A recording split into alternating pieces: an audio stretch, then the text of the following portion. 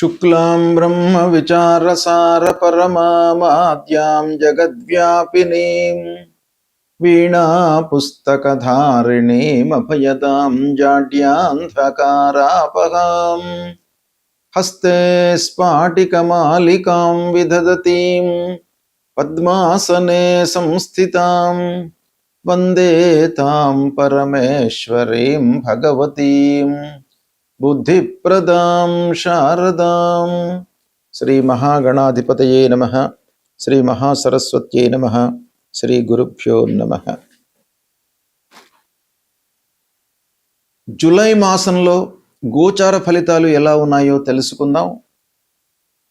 July మాసం శ్రీ పరాభవనామ సంవత్సర నిజ జ్యేష్ఠ కృష్ణ పాడ్యమి బుధవారం నుండి ఆషాఢ కృష్ణ విదియ శుక్రవారం వరకు ఉంటున్నది. ఈ జూలై మాసంలో ఉన్నటువంటి గ్రహస్థితిని మనం చూసినట్టయితే సూర్యుడు 16వ తారీఖు వరకు మిథున రాశిలో సంచరిస్తున్నాడు. తదనంతరం కర్కాటక రాశిలోకి ప్రవేశించి మాసాంతం కూడాను కర్కాటక రాశిలో సంచరిస్తున్నాడు.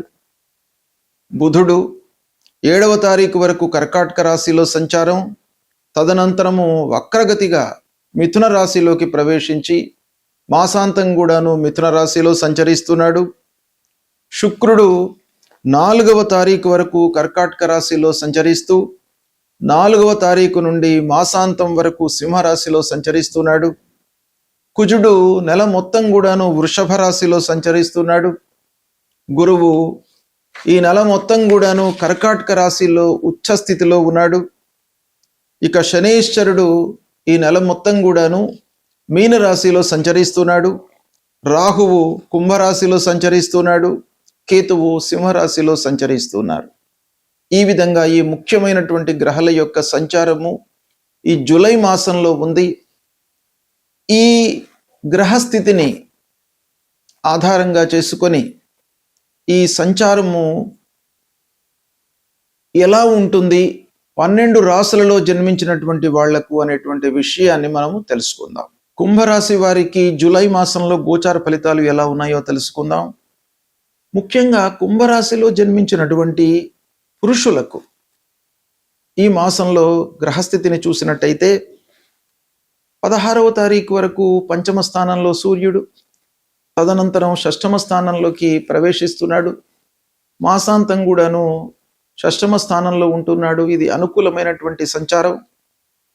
కుజుడు అర్ధాష్టమ స్థానంలో ప్రతికూలంగా ఉన్నాడు, 4వ స్థానం. బుధుడు 6వ స్థానము వక్రరీత్యా 5వ స్థానంలోకి వస్తున్నాడు, అనుకూలంగా ఉన్నాడు. గురువు 6వ స్థానంలో ప్రతికూలంగా ఉన్నాడు. శుక్రుడు 6, 7 స్థానాలలో ప్రతికూలంగా ఉన్నాడు. శని 2వ స్థానం, ఏలినాటి శని ప్రతికూలంగా ఉన్నాడు. రాహు జన్మస్థానంలో, కేతు సప్తమ స్థానంలో ప్రతికూలంగా ఉన్నారు. ఈ విధంగా ఈ స్థానాలలో ముఖ్యమైనటువంటి గ్రహాలు సంచరిస్తున్నాయి. ఈ సంచారం మూలకంగా సమిష్టి ఫలితాలను మనం ఒక్కమారు చూసినట్టయితే సూర్యుడి మూలకంగా మీకు మొదటి 2 వారాలు కొంత ఇబ్బందులు ఉన్నాయి. పిల్లల విషయంలో కానివ్వండి, విద్యార్థులు చదువుకునేటువంటి వాళ్లకు కొంత శ్రద్ధ మీరు కనబరచవలసినటువంటి సమయము. ఓవర్లుక్ చేసినట్టయితే మంచి సమయాన్ని కోల్పోతారు, మంచి అవకాశాలను కోల్పోయే సమయం. కనుక అశ్రద్ధ లేకుండా మీరు చాలా ఇంట్రెస్ట్తో, ఏకాగ్రతతో పనులు చేయడము మొదటి 2 వారాలు అవసరము. ఇక 16వ తర్వాత మీ లోపల పోటీతత్వం పెరుగుతుంది. మీరు సాధించాలి అనేటువంటి ఒక మనస్తత్వంతో ముందుకు వెళ్తారు. తదనుగుణంగా మీకు ఫలితాలు కూడాను అనుకూలంగా ఉంటాయి. ఇకపోతే ఇంటి లోపల అనవసరమైనటువంటి కలహాలు కనబడుతున్నాయి. వాహనములు నడిపేటప్పుడు కానివ్వండి, వాహనములు కొనేటప్పుడు కానివ్వండి జాగ్రత్తలు తీసుకోండి.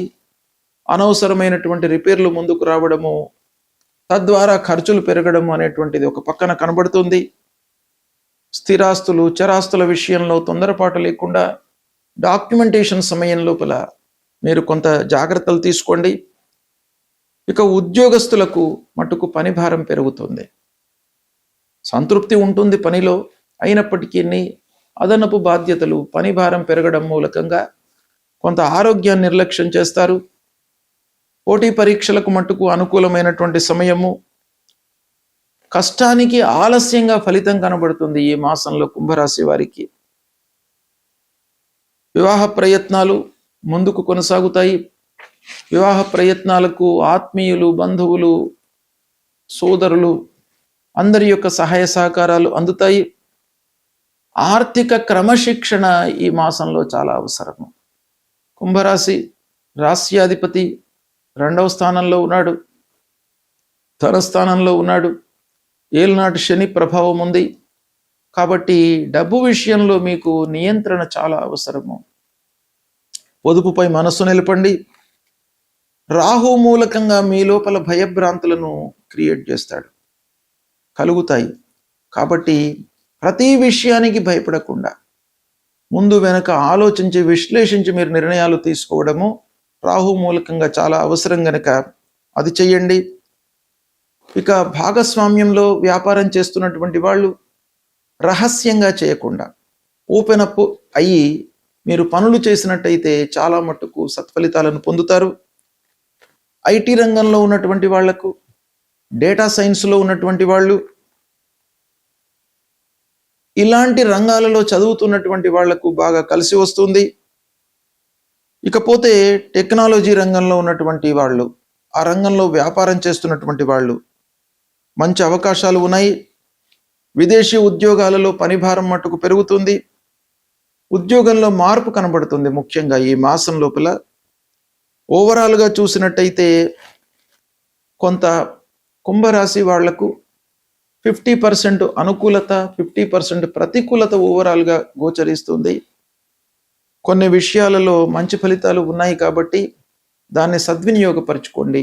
గోచార ఫలితాలు అంటే జన్మ సమయంలో చంద్రుడు ఉన్నటువంటి రాశి ఆధారంగా ప్రస్తుతము గ్రహాలు ఏ ఏ స్థానాలలో సంచరిస్తున్నాయి అనేటువంటిది ప్రధానంగా తీసుకొని తదనుగుణంగా చెప్పేటువంటి ఫలితాలు అన్నమాట. అయితే ఈ ఫలితాలు మనకు కొంతవరకు ఉపయోగపడతాయి. అంటే వ్యక్తిగతంగా మనం ఆలోచించాలి. వ్యక్తిగతంగా జన్మ సమయంలో ఉన్నటువంటి గ్రహస్థితిని ఈ గ్రహస్థితికి మనము జోడించి ఫలితాలను మనం చెప్పుకున్నట్టయితే మీకు వాస్తవానికి చాలా దగ్గరగా ఉండేటువంటి అవకాశాలు ఉంటాయి. కాబట్టి ఇంకా సూక్ష్మమైనటువంటి ఫలితాల కొరకై వ్యక్తిగత జాతకాలను క్రోడీకరించి మీరు చూసుకోవడం అవసరం. అయితే గోచార రీత్యా ప్రతికూలంగా ఉన్నటువంటి గ్రహాల విషయమై మీరు పరిహారాలు చేసుకోవాలి.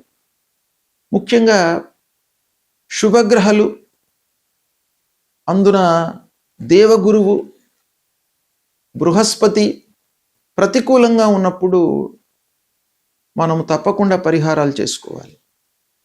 గురువు నిమిత్తమై దత్తాత్రేయ స్వామిని కొలవడము, దక్షిణామూర్తి స్తోత్ర పారాయణం చేయడము, తర్వాత గురువుకు సంబంధించినటువంటి మూల మంత్రాన్ని చదువుకోవడం,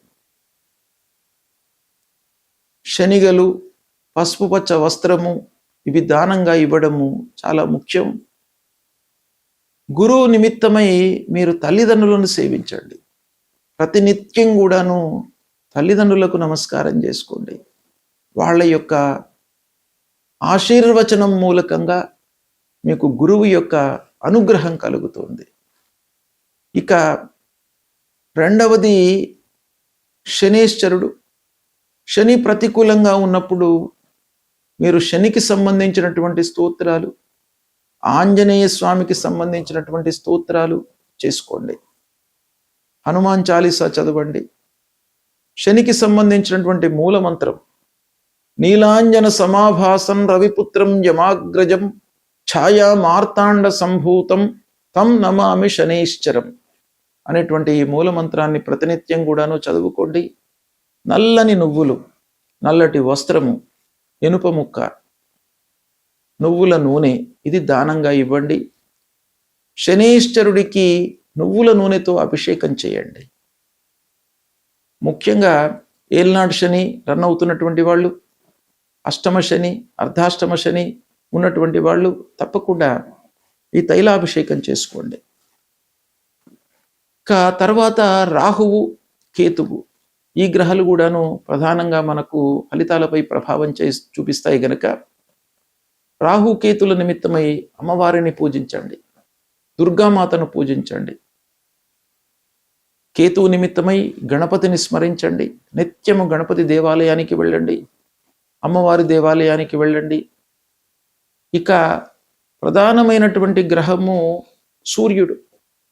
మీకు ఆరోగ్యాన్ని, శారీరక సౌఖ్యాన్ని, మానసిక రుగ్మతలు లేకుండా మిమ్మల్ని కాపాడేటువంటి గ్రహము సూర్యగ్రహము. కాబట్టి సూర్యుడికి మీరు ప్రతినిత్యం కూడాను సూర్య నమస్కారాలు చేయండి. 12 సార్లు సూర్యుడిని నమస్కారం చేసుకోండి, భూమికి నమస్కారం చేయండి. సూర్యుడికి వీలైతే అర్ఘ్య ప్రదానం చేయండి. సూర్యుడి మూలకంగా మీకు ఆరోగ్యము కలుగుతుంది. ఆరోగ్య ప్రదాత సూర్యుడు. ఆరోగ్యం ఉంటే అన్నీ ఉన్నట్టే. ఆరోగ్యమే మహాభాగ్యం. కాబట్టి ఆరోగ్యాన్ని మీరు కాపాడుకోవడానికై సూర్య నమస్కారాలు చేయండి, ఆదిత్య హృదయ పారాయణం చేయండి ప్రతినిత్యం కూడాను. గాయత్రి మంత్రాన్ని మీరు జపించండి.